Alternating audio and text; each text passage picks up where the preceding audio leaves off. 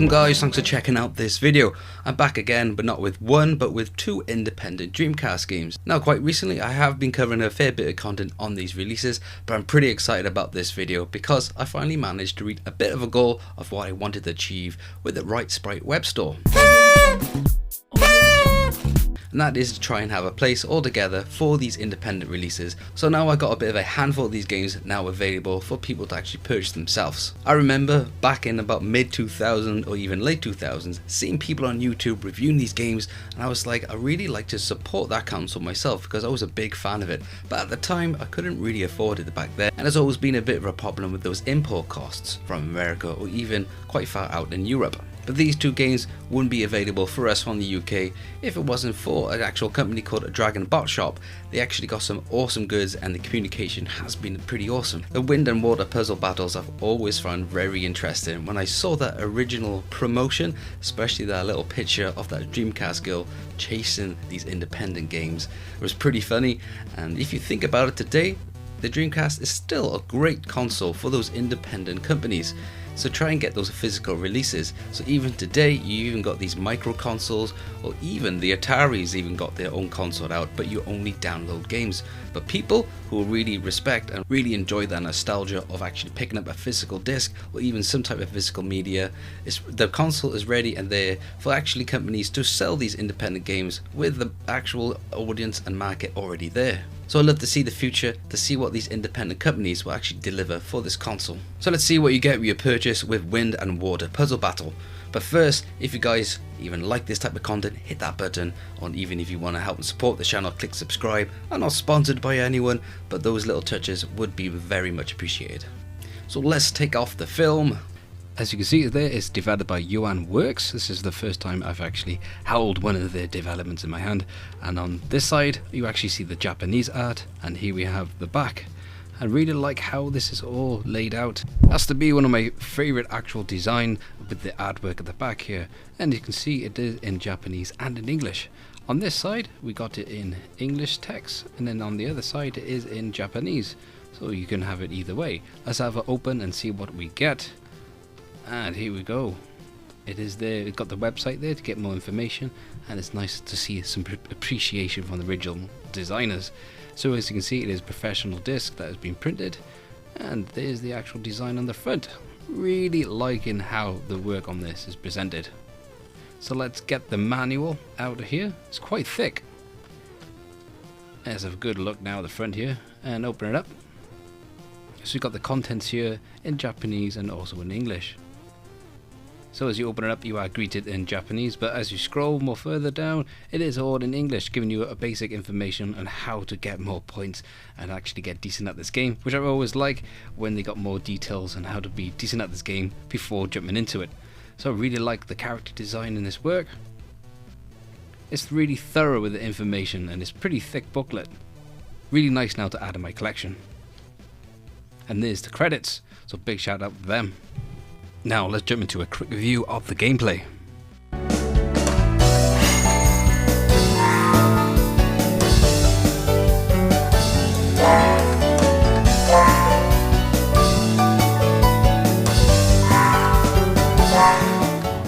Now this title was originally released for the GP2X. Anyone remember that Linux based handheld system?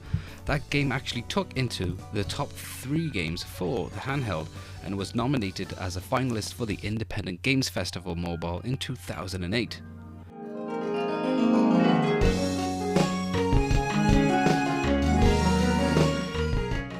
Not long after that, it did get its Dreamcast released in 2008. So as always, I head straight to the options on my new games, see what else they got. So you can choose your language to Japanese or English, which is a bit of a nice touch. And then we've got the name change, so you can actually have a dedicated name for your character. Boom, already did mine, that's all good. And now with this custom sprite, I'm not 200% sure on what this kind of all means, but I believe when this was originally developed and announced, you could have your own custom sprite that you can select when you purchase this game, and they give you a code and that will activate the actual sprite to have as your character, which is pretty different and pretty nice. Now let's see what other options and modes they bring. So we've got extras, which is mini games, making of, museum, stats and credits. So with the mini games and making of, I believe you unlock these as you progress with the story mode. Now when it comes to the stats, this is very thorough and very detailed on basically every information of mode that you played. I think a lot of people do really enjoy this type of feature when it comes to puzzle games like this. This game resembling much like the classic Columns or Tetris, or resembling more like the game for the 360, if anyone remembers that. There's a great tutorial mode here to actually educate you to do so.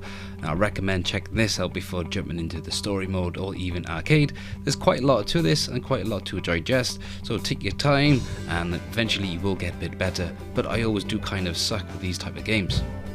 Now looking into the actual developers, called Yuan Works, they are a Costa Rican company, and I can't seem to find any other type of games they've actually worked on. The internet seems to be a bit sparse on any more information about them. Now let's check out the other modes, one of them being arcade, which is probably going to be the most played if you've got a couple of buddies that really enjoy this type of game. So you've got Endless, you've got Versus Battle, and you can actually choose a character, and lo and behold, one of them is actually a VMU memory card, which is a nice additional touch to this version of game. I remember seeing this originally advertised and I thought that was a pretty awesome touch that they added to this title. Now as we enter the story mode, you will see it has a bit of a similar look to that of the Mario 3 on the NES. So as you can select different actually levels, they give you different challenges throughout, and there's a lot to choose from with different elements of levels.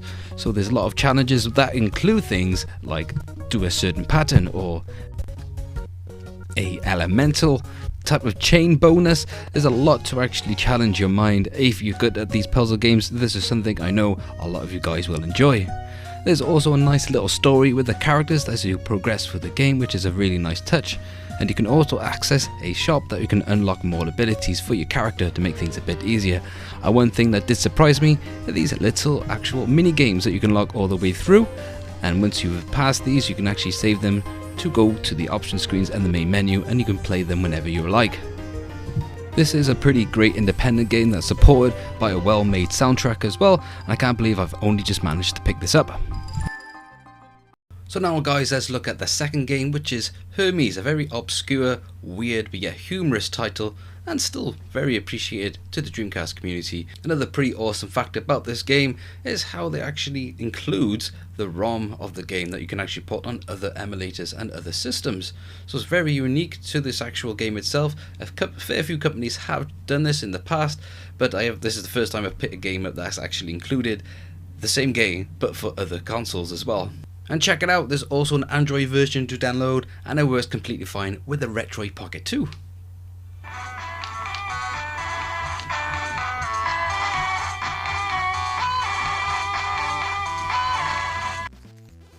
So here we are back again, we're revealing what you actually get with your purchase.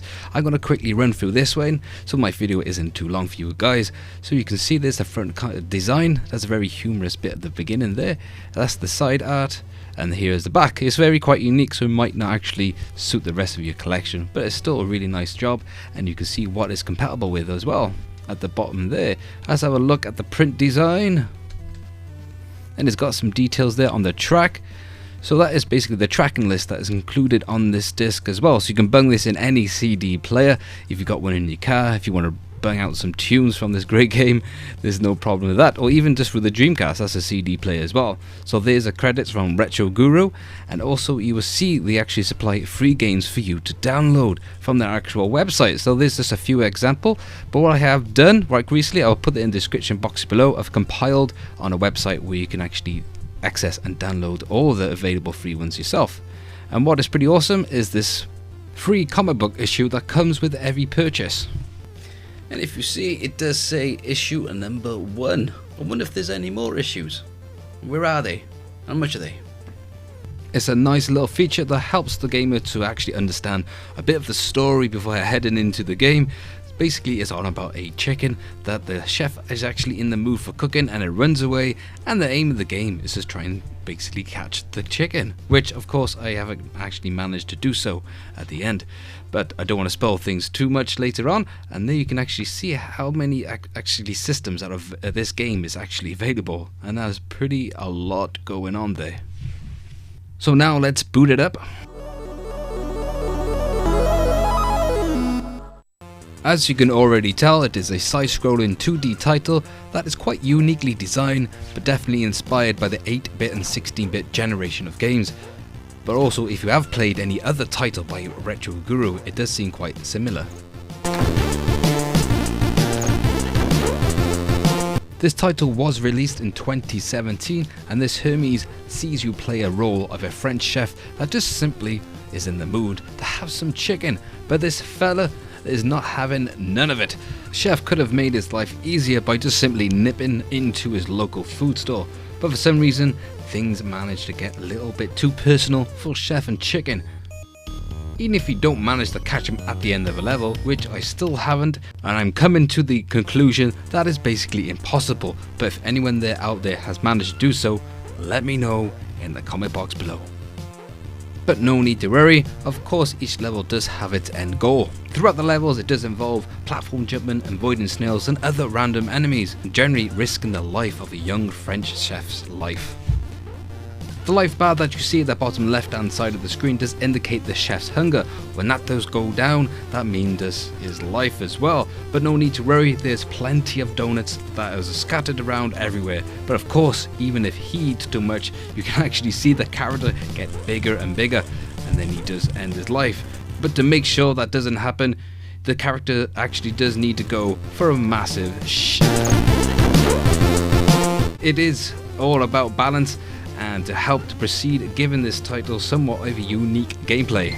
As well, there are bottles around that actually help the player to power up, to help them to go faster and jump even further. There are 32 stages to actually get through this game that are very varied and very challenging. Once I actually started this game, it did surprise me, as I somewhat got quite addictive quite fast, and I found myself I couldn't put the controller down. It was more fun than I originally expected. The music does have a very retro inspired tune that does suit this game very well.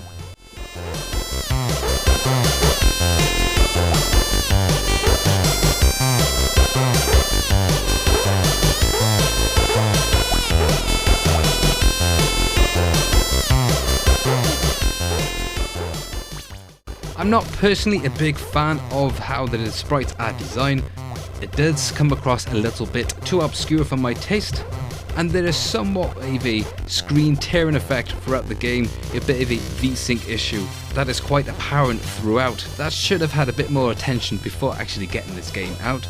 But it's not a major issue, and the gameplay is not really completely spoilt. As I did mention earlier, in the description box below you will find a link to a page of all their current 3 games that you can simply burn on a disc, as they are CDI files, or just drag and drop them onto your GDAMU.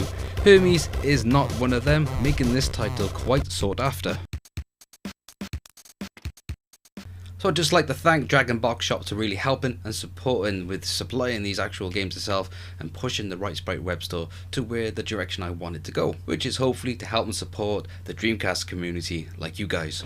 So as always, thanks for watching, and if you like that video, hit that button. If you want to support, click subscribe, leave your comments below, and I'll catch you lot on the next video.